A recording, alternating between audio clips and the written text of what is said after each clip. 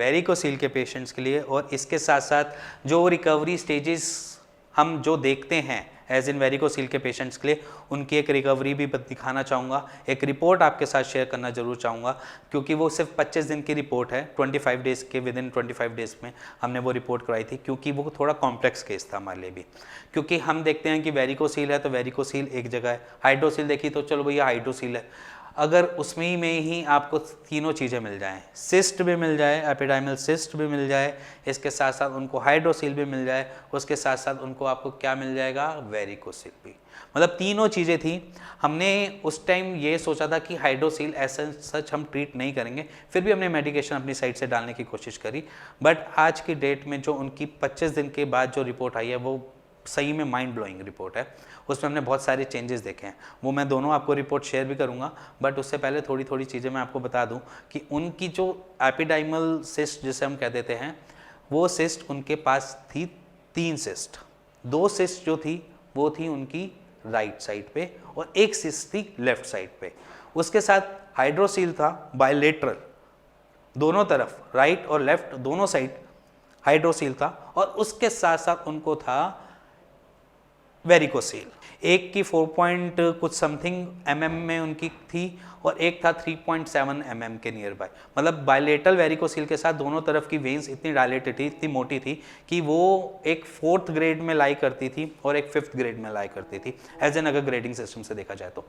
But अब जो report आई है वो बिल्कुल ड्रास्टिक चेंज है, क्योंकि 25 दिन के बाद रिपोर्ट हमने जो करवाई वो रिकवरी तो देखना चाहते थे। एग्जैक्टली हम भी चाहते थे कि रिकवरी हो भी रही है नहीं हो रही है, क्योंकि बहुत सारी कॉम्प्लेक्सिटी थी, मेडिसिन काफ़ी सारी गई, और मेडिसिन काफ़ी सारी जाने के बाद हम भी ये सोचे थे कि एक्चुअली हेल्प करेगी नहीं करेगी, बट एक्चुअली उसने अपना काम दिखाया।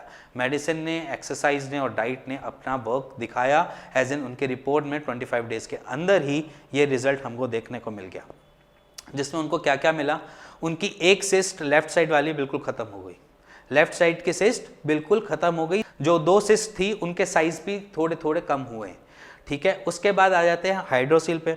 हाइड्रोसील पे क्या मिला हमें, हाइड्रोसील पे हमको मिल गया सिर्फ एक जगह की लेफ्ट साइड वाला हाइड्रोसील कवर हो गया, सिर्फ राइट साइड में हाइड्रोसील मिला, और वो भी मिनिमल। कि पहले हाइड्रोसील थोड़ा ज़्यादा दिखा रहा था बट अब मिनिमल, मतलब थोड़ा सा फ्लूइड कलेक्शन है, वो मे भी शायद नेक्स्ट मंथ तक वो भी चला जाए। उसके बाद हमें क्या मिला, वेरिकोसील। वेरिकोसील हमको जब देखा था तो हमको लग रहा था कि रिकवरी स्लो होगी, काफ़ी स्लो होगी, बट यहाँ पर उस रिकवरी में भी हम थोड़ा सा आगे बढ़ गए। उनके जो दोनों है तो अभी भी बायलेटरल वेरिकोसील, बट दोनों का ही जो डायमीटर है या डायलेटेड वेन्स का जो डायमीटर है वो एज इन सेकेंड ग्रेड में लाई करता है।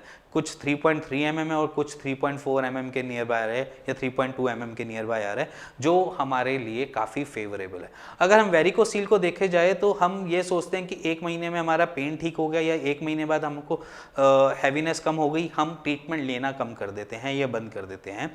क्योंकि हम पेशेंट्स देखते हैं तो बहुत सारे पेशेंट्स ये कहते हैं कि अब मैं ठीक हो गया हूँ, हमें को कोई दर्द नहीं है, हैंगिंग नहीं है, सारी चीज़ें नॉर्मल है, तो ट्रीटमेंट लेना बंद कर देते हैं। बट वो हमको ये नहीं प्रूव करके पाते कि एक्चुअली में उनकी रिपोर्ट बता क्या रही है, क्योंकि रिपोर्ट वो करवाते ही नहीं है। अगर हम आपको कोई चीज़ कहते हैं कि आप रिपोर्ट्स करवाओ, रिपोर्ट्स हमारे लिए भी बेटर होती है, आपके लिए भी बेटर होती है। जब तक आपको पता नहीं है कि आपकी रिपोर्ट क्या कह रही है, तब तक आपको पता भी नहीं चलेगा कि वो कितनी रिकवरी स्टेजेस पे है, कौन से स्टेज पे ठीक हो रही है, कितने लेवल पे पहुंच गई है। तो इसलिए मैं अपने हर एक पेशेंट को ये जरूर बोलता हूँ कि अपनी रिपोर्ट जरूर करवाओ विद इन 30 डेज में, चाहे आप ट्रीटमेंट कहीं से भी लो, चाहे आप इवन सर्जरी भी करवाओ, उसके बाद भी आप रिकवर होने के बाद 30 दिन के बाद एक USG स्कॉटम जरूर करवाओ या कलर डॉपलर स्कॉटम जरूर करवाओ, क्योंकि उससे आपको ये तो पता चलेगा कि आपकी वेन का साइज एक्चुअली ठीक हुआ है या नहीं हुआ। क्योंकि सर्जरी के बाद भी बहुत सारे पेशेंट्स आपको रिकमेंड ही नहीं करते कि आप एक बार USG करवा लो, क्योंकि हमारे पास पेशेंट आते हैं सर्जरी के बाद भी आते हैं और वो भी यही कहते हैं कि हमें तो डॉक्टर ने बोला ही नहीं कि आप एक बार USG करवा लो। ये तो हमको फिर से पेन हुआ, फिर वो हमारे पास आए, उन्होंने सीधा बोलते हैं कि हमारे पास यही ऑप्शन है सर्जरी, इसके बाद और कोई ऑप्शन ही नहीं है, एलोपैथिक में जाते हैं तो। बट आयुर्वेद में रिकवरी स्लो है, बट रिकवरी की जो अगर आप देखोगे रिकवरी की स्टेजेस वो डिपेंड हर बॉडी वेरी भी करता है, बट ऐसा नहीं है कि रिकवरी नहीं है, ऐसा बिल्कुल नहीं है कि उसमें कोई फ़र्क ही नहीं दिख रहा। रिकवरी स्लो मानते हैं आप, जहाँ पर लाख रुपए का या मान के चलिए 20-25 हज़ार रुपये की भी सर्जरी करवाते हैं कहीं ना कहीं, तो सर्जरी करवाने के बाद आप ये चेक करते हैं कि है या नहीं है, उसके बाद अगर आपको वेरिकोसिल निकल आता है तब भी तो आप ये सोचते हो ना कि क्या कहाँ का सर्जरी करवा ली, किधर सर्जरी करवा ली। बट हम तो आपको हैंड टू हैंड ये भी चीज़ डिक्लेयर करते हैं कि आपकी रिपोर्ट इतनी बेटर हो गई है, आपकी इतनी क्लियर हो चुकी है। इन सब चीज़ों को समझो। हम बेसिकली हम आपकी भी सेटिस्फेक्शन चाहते हैं कि आप कहाँ और किस लेवल पे सेटिस्फाई हो जाओ, क्योंकि अगर आप अपनी रिपोर्ट्स को देखो तो उसमें पता चलेगा कि एक्चुअल फिगर क्या आ रही है। और इसके बाद आप जैसे मेरी वीडियो सुनते हैं वैसे आप मेरे ख्याल से बहुत औरों के भी सुनते होंगे, अलग अलग व्यूज़ होते हैं। इसके साथ जो हमारे पास पेशेंट्स आते हैं उनके पास बहुत सारी कॉम्प्लेक्सिटीज़ बहुत अलग अलग होती हैं, जैसे कि वेरिकोसील के साथ ईडी की दिक्कत, इरेक्टाइल डिसफंक्शन की बहुत बड़ी मेजर दिक्कत, ये सारी जो थोड़ी थोड़ी छोटी मोटी बातें होती हैं। बट ये आप मेरे ख्याल से आप शायद हम जैसे यूट्यूबर्स को थोड़ा ज़्यादा सुन लेते हैं और सारी सुन के आप अपने पे लगाना भी स्टार्ट कर देते हैं कि ये चीज़ तो मेरे साथ भी हो रही है, हैंगिंग तो मेरे साथ भी है, ईडी की प्रॉब्लम मेरे साथ भी आ रही है, और साथ साथ दर्द बहुत ज़्यादा हो रहा है, ऊपर तक दर्द हो रहा है, पीठ तक दर्द जा रहा है, आगे एट्रोफी हो जाएगी, टेस्टिस काम करना बंद कर देंगे। ऐसा कुछ नहीं होता, ये सारी मिथ्स हैं। आपको सिर्फ थोड़ा बहुत डराया जा रहा है, जैसे कि आपको सर्जरी से जाने से पहले डराया जाता है कि ये नहीं कराओगे तो ये हो जाएगा, ये नहीं कराओगे तो ये हो जाएगा। सब कुछ एक भ्रम की तरह है। अगर आपको खुद से ही चेक करना है ना चीज़ें, तो आप सिंपली करो। क्या करो, जाओ 2 टेस्ट करवाओ, यूएसजी स्कॉटम और सीमेन एनालिसिस, उससे आपकी चीज़ें आधी से ज़्यादा क्लियर हो जाएंगी। अगर नहीं क्लियर होती तो आप अपनी रिपोर्ट्स कुछ भी हो वो आप नीचे दिए हुए नंबर पे हमको व्हाट्सएप कर दीजिए, उसका हम एक आपको आंसर दे सकें, जिससे हमको भी पता चले कि आपके साथ हो क्या रहा है, क्या नहीं हो रहा। सिंपली आपने करना कुछ नहीं है, अगर जाओ अपनी 2 रिपोर्ट्स कराओ, सीमेन एनालिसिस और साथ में यूएसजी स्कॉटम, कि अगर आपको कुछ लग रहा है, डर है, अपने माइंड में किसी चीज़ का भी भ्रम है, तो आप सिंपली 2 चीज़ें कर लीजिए। और इसके बाद वेरिकोसील से घबराने की ज़रूरत नहीं है। वेरिकोसील आपकी लाइफ कहीं नहीं तबाह करता। जो सोच रहे हैं, कुछ ऐसे लोग हैं जो शादी से डर रहे हैं कॉज ऑफ वेरिकोसील, कि शादी नहीं करेंगे क्योंकि वेरिकोसील हो गया है, ऐसा कुछ नहीं है। वेरिकोसील जरूरी नहीं है कि आपकी लाइफ डिस्ट्रॉय कर देगा, आपकी आने वाली लाइफ को डिस्ट्रॉय कर देगा। वेरिकोसील सिर्फ आपके सिर्फ और सिर्फ स्पर्म काउंट लो करता है मैक्सिमम पेशेंट्स में।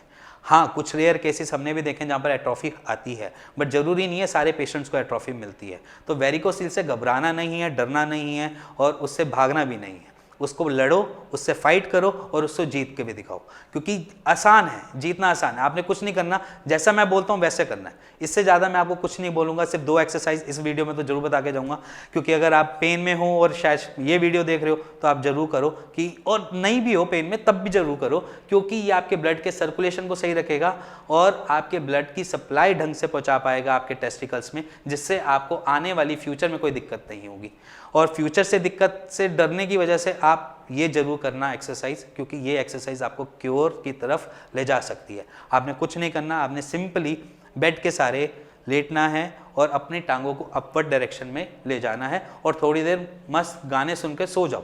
15 मिनट सो जाओ, 20 मिनट सो जाओ। उसके बाद ऑटोमेटिकली आपकी खुद की ही रिस्पॉन्ड जो टेस्टिकल्स की हुए वो अच्छी हो जाएगी। जो आपको हैवीनेस होती है वो कम होगी, और जो आपको थोड़े थोड़े टाइम बाद, थोड़े थोड़े इंटरवल के बाद कभी कभी पेन हो जाता है या कभी 1-2 दिन के बाद पेन होता है, वो पेन की फ्रिक्वेंसी भी कम हो जाएगी। और अगर आपको कुछ समझ नहीं आ रहा अपने वेरिकोसील के बारे में या हाइड्रोसील के बारे में, या इवन आपको अपनी इनफर्टिलिटी के रिगार्डिंग कुछ पूछना है, जानना है, समझना है, तो आप नीचे दिए हुए नंबर पे मेरे को व्हाट्सएप कर सकते हैं और अपनी रिपोर्ट्स हमारे साथ शेयर कर सकते हैं, या इवन आप सिर्फ कॉल भी कर सकते हैं। कॉल करके हमारे डॉक्टर या मेरी टीम से बात भी कर सकते हैं। और अगर आपको ये वीडियो पसंद आई हो, थोड़ी समझ आई हो और थोड़ी मिथ से थोड़ी सी बाहर थोड़े निकले हो, तो please like share bell icon दबा दीजिएगा। Thank you and thank you.